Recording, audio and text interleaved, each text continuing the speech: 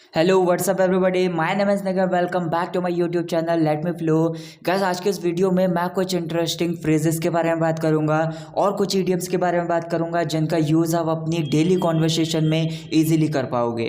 तो चलिए गाइस, फटाफट से वीडियो को स्टार्ट करते हैं। हमारी पहली एक फ्रेज़ है अ पीस ऑफ केक।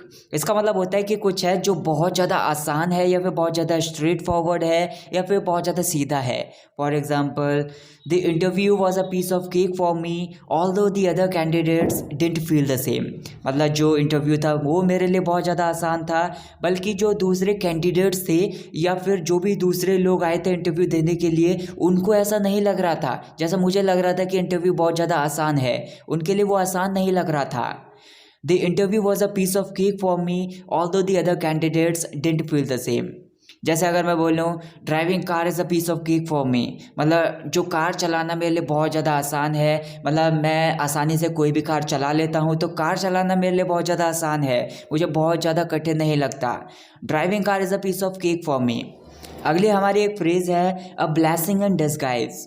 इसको आप इस सेंस में बोल सकते हो जैसे कुछ स्टार्टिंग में आपके साथ बहुत ही बुरा हुआ, बहुत ही ज़्यादा अनलक्की हुआ, लेकिन कुछ टाइम के बाद जब उसका रिजल्ट आया या फिर उसकी वजह से कुछ टाइम के बाद जो कुछ भी हुआ वो आपके लिए बहुत ज़्यादा अच्छा था। जैसे बोल देते हैं ना कि अगर स्टार्टिंग में कुछ गलत हो गया फिर बाद में अच्छा हो जाता है, मतलब जो कुछ भी होता है वो अच्छे के लिए होता है, ऐसे सेंस में बोल देते हैं। तो यहाँ पर भी ऐसे ही बोला जाएगा। For example, losing that job was a blessing in disguise for me. मतलब मेरी नौकरी छूट गई या फिर मैंने अपनी नौकरी को खो दिया। स्टार्टिंग में तो मुझे बहुत ज़्यादा बुरा लग रहा था, लेकिन कुछ टाइम के बाद मुझे उससे भी अच्छी नौकरी मिल गई। तो अब मैं बोल रहा हूँ कि जो कुछ भी हुआ था वो बहुत अच्छे के लिए हुआ था। तो स्टार्टिंग में मेरे लिए जो नौकरी छूट गई थी वो बुरी लग रही थी, लेकिन बाद में मेरे लिए ये बहुत ज़्यादा अच्छा था। Losing that job was a blessing in disguise for me. अगली हमारी एक इडियम है to follow in somebody's foot steps.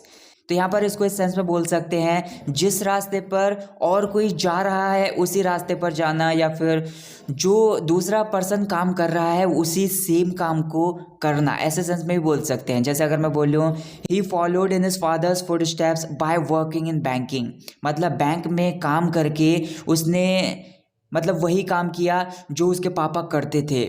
मतलब अपने पापा की तरह काम किया, या फिर जिस रास्ते पर उसके पापा जाते थे उसी रास्ते पर वो भी गया। He followed in his father's foot steps by working in banking. Next हमारी एक इडियम है be bad luck on somebody. इसको एक ऐसे सेंस में बोल सकते हैं जैसे अचानक से किसी के साथ बहुत ही ज़्यादा बुरी चीज़ें हो जाना। For example, it was bad luck on Ashu that he was ill on his birthday. मतलब कि आशु के साथ बहुत ही ज़्यादा बुरी चीज़ें हुई कि वो अपने बर्थडे पर ही बीमार हो गया। It was bad luck on Ashu that he was ill on his birthday. Next हमारी एक फ्रेज़ है a new lease of life. इसका मतलब होता है कि ज़िंदगी में असफलता के बाद या फिर बहुत ही ज़्यादा टूट जाने के बाद कुछ नया स्टार्ट करने का मौका, या फिर बहुत ज़्यादा कोई बीमारी हो गई थी तो दोबारा हेल्दी होने का मौका, या फिर ऐसे भी बोल सकते हैं कि किसी चीज़ को या फिर किसी पर्सन को एक नई ज़िंदगी दे देना, या फिर उसको पूरी तरीके से बदल देना ताकि वो पहले के मुकाबले और ज़्यादा चले और ज़्यादा सक्सेसफुल हो जाए। For example, I give the old chair a new lease of life by repainting it. तो यहाँ पर ये बोला जा रहा है कि एक पुरानी कुर्सी थी तो उसमें मैंने रीपेंट कर दिया, मतलब उसमें दोबारा पेंट कर दिया, तो अब उसे एक नई लाइफ मिल गई, मैंने उसे एक नई जिंदगी दे दी। अब वो और ज़्यादा चलेगी या फिर और ज़्यादा सक्सेसफुल हो जाएगी पहले के मुकाबले। I give the old chair a new lease of life by repainting it. Actions speak louder than words. इसका मतलब होता है कि जो कुछ आप करते हो वो बहुत ज़्यादा इंपॉर्टेंट होता है ऐसे ही कुछ कह देने से। जैसे होते हैं ना बहुत सारे लोग जो कहते तो बहुत कुछ हैं लेकिन करते नहीं हैं, तो उनके लिए फ्रेज़ है कि करना बहुत ज़्यादा इंपॉर्टेंट होता है कहने से। तो जैसे एग्जांपल है, I focus on finishing my work rather than talking about it, action speak louder than words. मतलब मैं अपने काम को ख़त्म करने में ज़्यादा फोकस करता हूँ उसके बारे में बात करने की बजाय। मतलब जो मेरा काम होता है, काम करना मेरे लिए बहुत ज़्यादा इंपॉर्टेंट है कहने से। I focus on finishing my work rather than talking about it, action speak louder than words. अगली हमारी एक फ्रेज़ है अ ड्रॉप इन दी ओशियन। इसका मतलब होता है कि कुछ है जो बहुत ज़्यादा छोटा है, या फिर अगर उसका किसी चीज़ पर प्रभाव पड़ेगा तो वो बहुत ज़्यादा कम पड़ेगा। For example, my donation is a drop in the ocean, I know very well about it, I hope it will encourage others to do the same. मतलब जो मेरा दान है वो बहुत ज़्यादा कम है, मैं इसके बारे में अच्छी तरीके से जानता हूँ, लेकिन मैं आशा करता हूँ कि ये दूसरों को encourage करने में या फिर ठीक ऐसा ही करने में दूसरों को बढ़ावा देगा।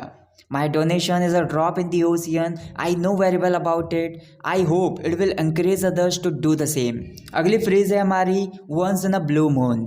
इसका मतलब होता है कि कभी कभार, जैसे कोई भी काम होता है कभी कभार, या फिर जैसे कोई भी पर्सन अगर किसी से मिलता है तो कभी कभार मिलता है, तो ऐसे सेंस में बोल सकते हैं। For example, Ashu meets his friends after getting married once in a blue moon.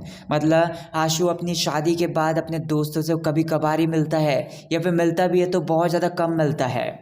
Ashu meets his friends after getting married once in a blue moon. एक और एग्जाम्पल है, why did you buy a new guitar when you played once in a blue moon. मतलब तुमने एक नया guitar क्यों खरीदा जब तुम इसे कभी कभार ही बजाते हो या फिर कभी कभार ही चलाते हो। Why did you buy a new guitar when you played once in a blue moon. अगली एक ईडियम है to sit on the fence. इसका मतलब होता है किसी का पक्ष लेने से बचना या फिर कोई निर्णय लेने से बचना। अगर निर्णय लेना भी है तो निर्णय लेने में बहुत ज़्यादा देरी करना, ऐसे सेंस में बोल सकते हैं। For example, she doesn't know whether to say yes और not to the proposal, she is sitting on the fence. मतलब वो नहीं जानती कि उसे हाँ कहना है या फिर ना कहना है उसको प्रस्ताव को लेकर। मतलब उसे जो भी प्रस्ताव मिला है या फिर जो भी प्रपोजल आया है उस चीज़ को लेकर उसे हाँ कहना है या फिर ना कहना है, वो इसके बारे में नहीं जानती है, लेकिन वो इस चीज़ का निर्णय लेने में देरी कर रही है। She doesn't know whether to say yes और not to the proposal, she is sitting on the fence. Next हमारी एक ईडियम है to add fuel to the fire. इसका मतलब होता है आग में घी डालना या फिर किसी बहस या फिर किसी सिचुएशन को पहले से और ज़्यादा बदतर बना देना। For example, she was upset with me, I didn't want to add fuel to the fire by saying no to go for shopping. मतलब वो पहले से ही मुझसे नाराज़ थी, तो मैं इस सिचुएशन को और ज़्यादा बदतर नहीं बनाना चाहता था या फिर उसके गुस्से को और ज़्यादा बेकार नहीं करना चाहता था और ज़्यादा बदतर नहीं करना चाहता था उसके साथ शॉपिंग के लिए ना जाने को कहकर। She was upset with me, I didn't want to add fuel to the fire by saying no to go for shopping. Next हमारी एक इडियम है टू सी आई टू आई। इसका मतलब होता है किसी पर्सन के साथ किसी चीज़ को लेकर सहमत होना, मतलब उसकी हाँ में हाँ मिलाना, ऐसे भी बोल सकते हैं। She doesn't see eye to eye with me in everything. मतलब हर किसी चीज़ में वो मुझे लेकर सहमत नहीं होती है, मतलब मेरी हाँ में हाँ नहीं मिलाती है या फिर अपने आप को ही 30 मार खान समझती है। She doesn't see eye to eye with me in everything. Next हमारी एक फ्रेज़ है एट अ क्रॉस रोड्स। मतलब अपनी ज़िंदगी की एक ऐसी स्थिति में पड़ जाना जहाँ पर आपको एक इम्पॉर्टेंट डिसीज़न लेना पड़ जाए या फिर इम्पॉर्टेंट डिसीज़न लेने की ज़रूरत पड़ जाती है, ऐसे सेंस में बोल सकते हैं। I was at a crossroads when I had an excellent job offer but I also wanted to start my own business।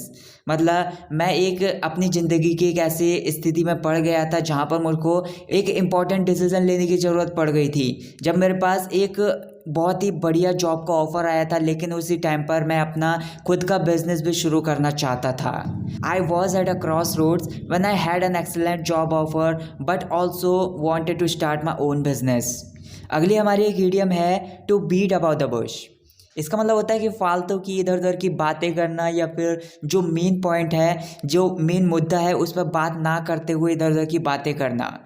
Although it was a tough question, I answered it directly instead of beating around the bush।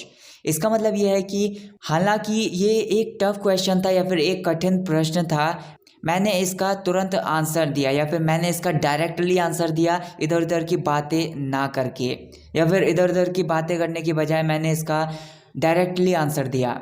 Although it was a tough question, I answered it directly instead of beating around the bush। अगली हमारी एक phrase है अ stone's throw. इसका मतलब होता है कि कुछ है जो बहुत ज़्यादा नज़दीक है, बहुत ज़्यादा करीब है। For example, is your coaching centre a stone's throw from your house. मतलब आप किसी से ऐसा पूछ रहे हो कि क्या तुम्हारा जो कोचिंग सेंटर है वो तुम्हारे घर के बहुत ज़्यादा करीब है या फिर बहुत ज़्यादा नज़दीक है।